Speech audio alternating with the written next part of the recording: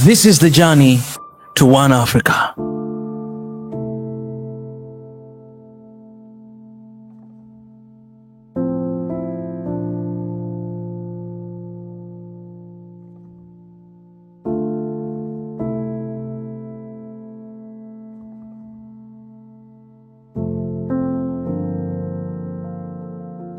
When the World War II was fought, it was said that it would be the war that ends all wars.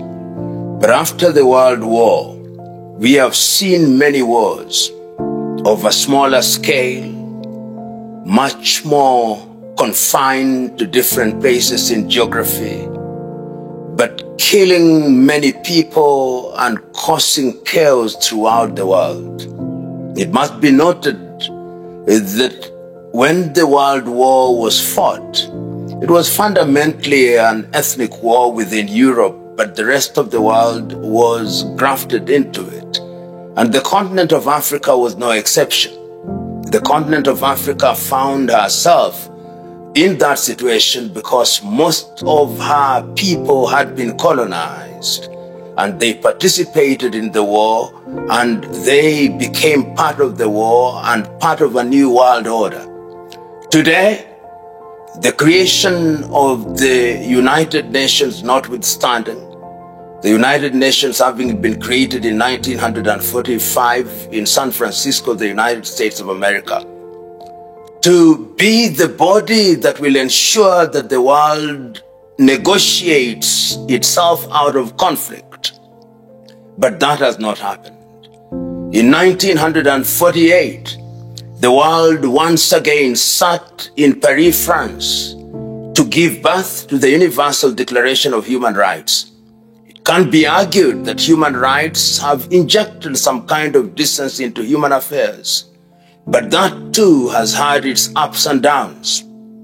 Once again, a year later, in 1949, in Geneva, Switzerland, the world sat down to bring into being what is called the law of war, to ensure that even in circumstances where war breaks out, it is prosecuted in a manner that is respectful of human beings and human affairs. But today, we find ourselves in a situation where the world is grappling with many issues which have affected peace.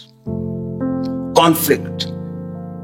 In Europe, we have seen the breakup of the Soviet Union and the wars that took place thereafter. We saw the Spanish Civil War. In Asia, we saw the wars that took place in India immediately after independence between India and Pakistan. And in 1971, the war between Pakistan and Bangladesh. We have seen the Korean Wars of 1953. In the continent of Africa, we have also seen many wars in the Democratic Republic of Congo, in Ethiopia, in Sudan, in Zimbabwe, in South Africa, in the Cameroons, in Central African Republic, in Libya, in Sudan, and we have, of course, seen wars being conducted in Latin America. In a nutshell, the world has seen many conflicts which have given birth to human suffering on a scale that was unprecedented, which then begs the question, how is the world going to immunize ourselves against war? The question that must be asked, is the United Nations capable of ensuring that we do not have war? Continentally, is the African Union capable of ensuring that we do not have war? And the answer is that we find ourselves in a very sorry situation. And the net effect of these is that we are seeing human suffering in proportions that were not contemplated at any one time, with refugees moving within continent, within Europe, within Africa, within Latin America, within Asia. We are seeing hunger in different parts of the world. And this is undermining development with the consequences that the promises we made to ourselves and that we have made to ourselves continentally within the continent of Africa and globally under the aegis of the United Nations, those promises are not being met. We will, for example, remember that we had the Millennium Development Goals. Most of them were not realized. We now have the 17 Sustainable Development Goals, and in many parts of the world, those are not being realized. In the continent of Africa, we have Africa Agenda 2063, and we are talking about Africa Continental Free Trade Area. But these are being undermined because of the headwinds that we are seeing in the conflict that have been generated. Today, a most unexpected conflict between Russia and Ukraine. Many commentators thought that it would be a short conflict, but 1 year down the line, the conflict continues, and it has affected the distribution of grain throughout the world. Many did not know that Ukraine was responsible for the production of grain in the manner that we now know. And it's not only grain that we are talking about. It has affected the supply of gas to Europe. It has affected the supply of petroleum to the rest of the world. And that has indeed undermined production and increased the cost of living. So that when we talk about the cost of living now, in the first quarter of the 21st century, it is a combination of factors which in itself is leading to a situation that is causing and creating an environment that breeds conflict, and conflict is continuing apace. In the continent of Africa, for example, in the year 2021, the African Union said that in order to grow, Africa must silence the guns. We thought we would, but we now know that it is not as easy as we thought it would be. And many young men and women in the continent of Africa are being victimized. Organizations are being formed which are breeding ground for mercenaries in the Sahelian region. We hear of Boko Haram, we hear of Al-Shabaab, and all these bodies. When you go to the Arab world, you hear of bodies such as Al-Qaeda, which have been operating in countries such as Iraq and in Afghanistan. We hear of the Taliban, and all these are armies that do not respond to a single chain of command. So that one can easily say that there is chaos in the world. Look at what is happening in Haiti, for example. Haiti has now become a haven for warlords, and it is an environment that is toxic, in an environment that is damaging to the futures of and livelihoods of young men and women, and the situation is dire.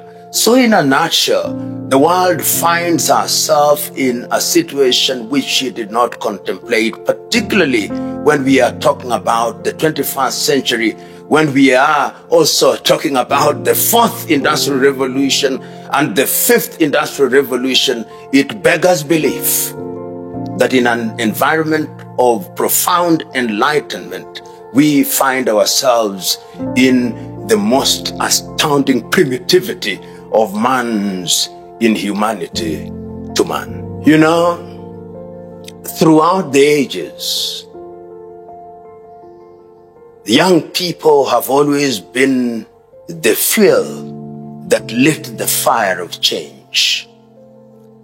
If you go down in history and you looked at all civilizations, whether it is in Europe of old, it is young people who rose. We remember in Europe in the 1950s and 1960s, and even prior to that, in places such as the Soviet Union with the Bolshevik Revolution, it was young people who were the drivers.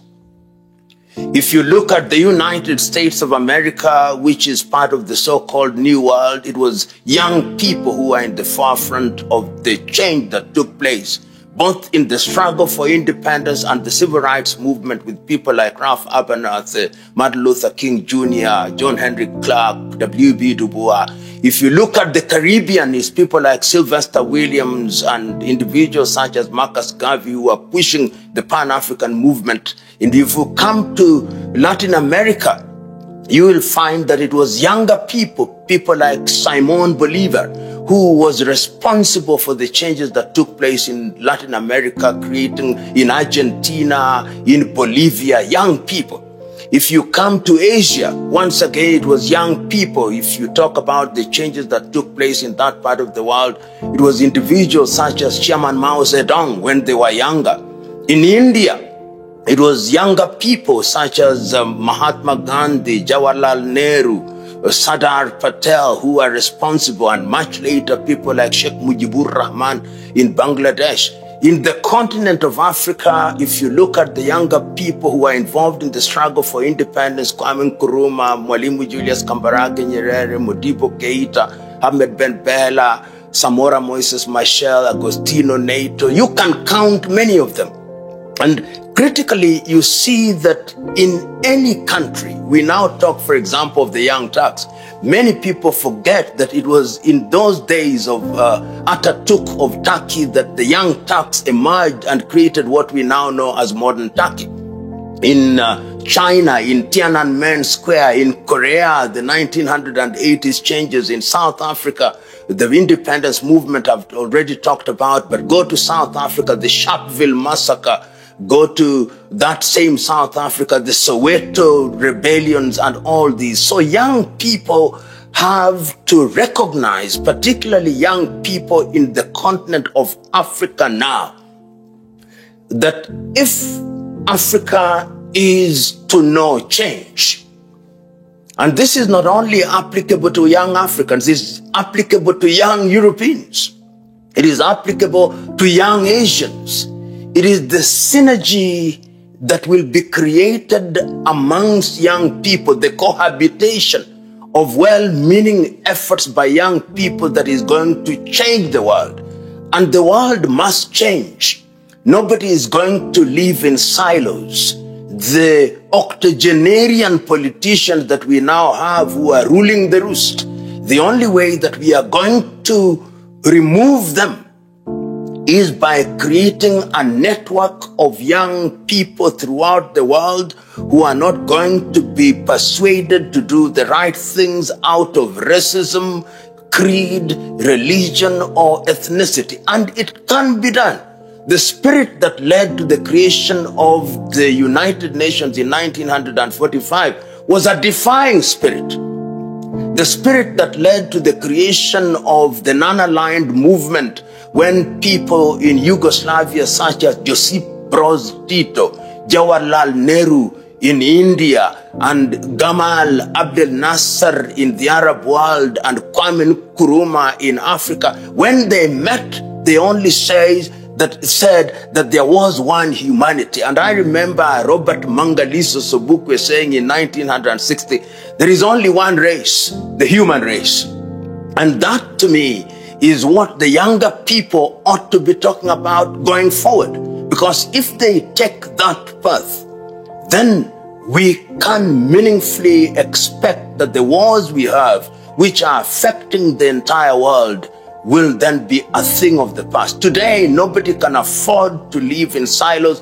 And if you ever doubted that reality, see what happened with COVID. When it started in China, we thought that it would not go to the rest of the world, but it did. And who are responsible for it? Young people. Young people. And that's why I agree with Mwalimu Julius Nyerere when he said in 1967, the secret to development is having young men and women who are well brought up, young men and women who have vision, young men and women who are prepared to sacrifice to ensure that they create a sustainable environment for their generation and generations yet to be born. You know, I'm speaking at a time when the world is under no illusions. If anybody thought that the war in Ukraine was too remote, too alien, they now know better. They now know that the bread that is eaten in Egypt, they now know that the bread that is eaten in Garowe in Somalia, that the bread that is eaten in Nairobi, Kenya, is made out of grain from Ukraine. And that therefore you cannot ignore that war. We now know that when Russia and Ukraine are fighting, then it will affect the cost of fuel. And if it affects the cost of fuel, then it will affect the cost of commodities which we use on a daily basis. We now know that it will affect the world's supply chain, and the things that we take for granted will be disrupted. Therefore, we have a keen interest, and Africa must have a keen interest, and it gladdens my heart that the African Union has now decided to send a peace delegation to Moscow and to Kiev to talk to the leaders of the combating parties to bring peace. And I hope that Africa will begin to rise as a continent that can midwife peace, because peace is critical to African development in all its aspects, and history has demonstrated not once, not twice, but times without number that indeed the world is but a global village, and a war in what you think is geographically a distant land affects you in a very practical and real-time way. I've always held the view that when a house is on fire, you put out the fire. You don't try to determine who lit the fire in the first place. And we find ourselves in such a situation. And the question as to who is right and who is wrong depends on who you are talking to. If you talk to the Western world and the Ukrainians, they hold the view that Russia is the aggressor, and they are therefore actually fighting this war. The reality of this war is that Russia is fighting the entire Western world. That is the reality. Many African countries quietly actually support Russia. And they support Russia out of historical reasons. That at critical moments during the struggle for independence, it is the Russians who came out to support those who are fighting for independence. The Russians who are present in Congo, the Russians who are present during the struggle in South Africa, the Russians who are present in Mozambique, the Russians who are present in Angola, the Russians who are present in Guinea-Bissau, and therefore sentimentally Africans support Russia. But no matter who we support, my own view is that war has no eyes. The net effect is that those who are not responsible for the war end up suffering.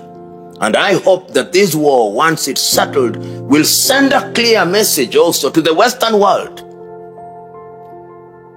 that their hegemonic approach to world affairs must come to an end, and that the era of unilateralism and manipulation of multilateral institutions must stop, and the approach to world affairs must be collegiate through the UN.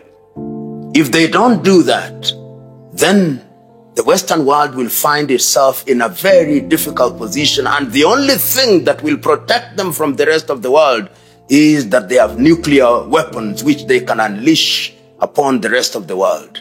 And the writing is on the wall. If you look at the world today, and the dollar has been the dominant currency in the world. And the dollar's dominance came about in the 1960s, 1970s, perhaps a little earlier. But the dollar became the hegemonic currency when they entered into an arrangement with the Saudis, and we then gave the world, or they gave the world, the term petrodollar. So that what then started happening is that the dollar was no longer backed by any gold. The dollar became a fiat currency during the Nixonian era. Oh, I'm saying era and era at the same time. It was an era and an era at the same time. And almost all transactions in the world are terminated in the dollar.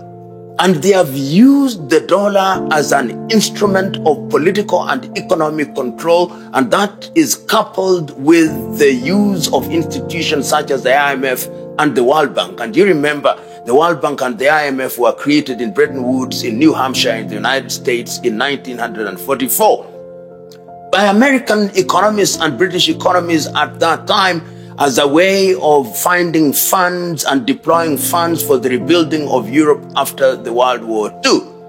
But when African countries became independent, we also found ourselves in that space.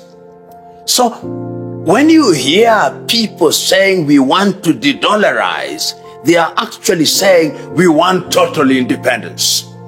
And total independence means economic emancipation.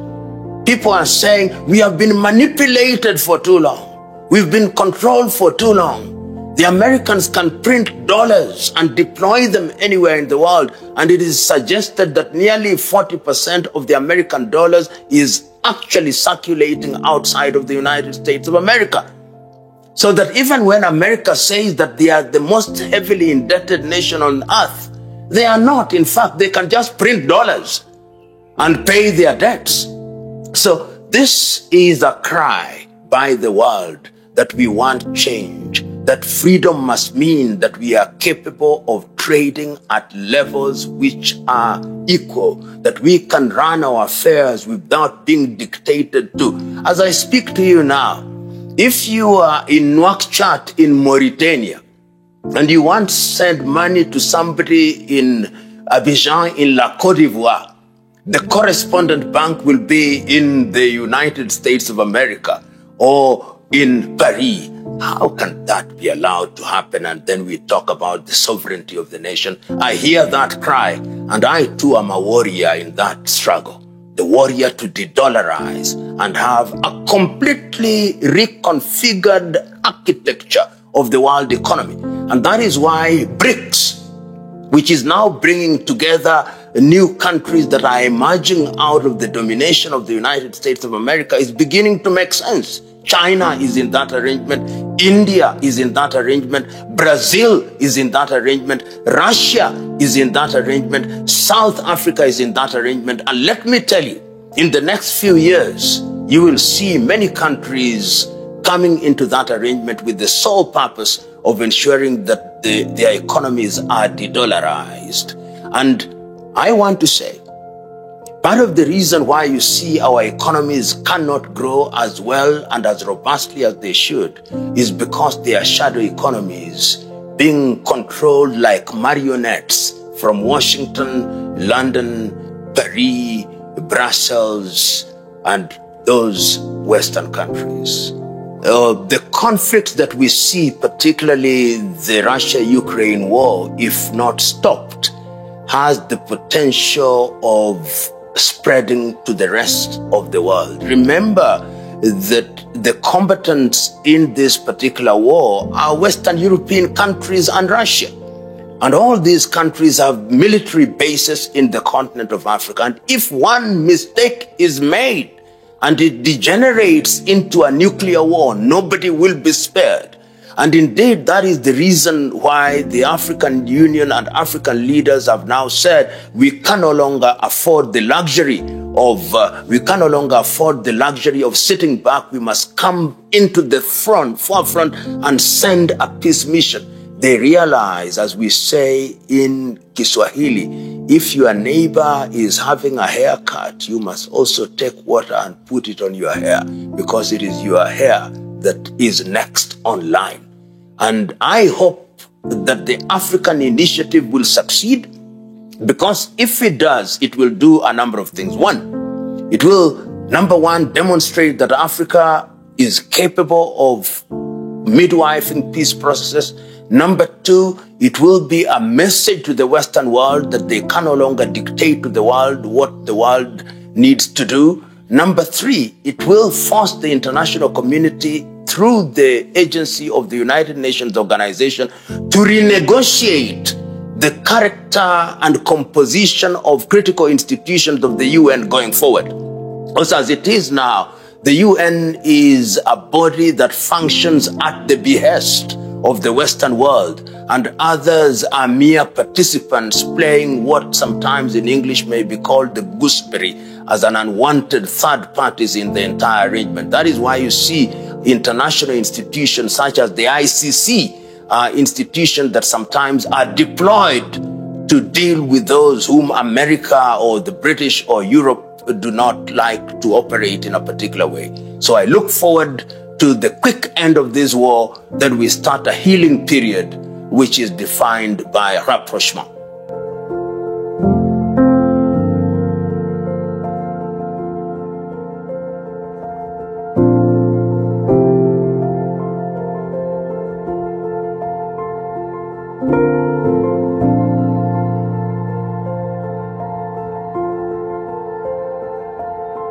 you.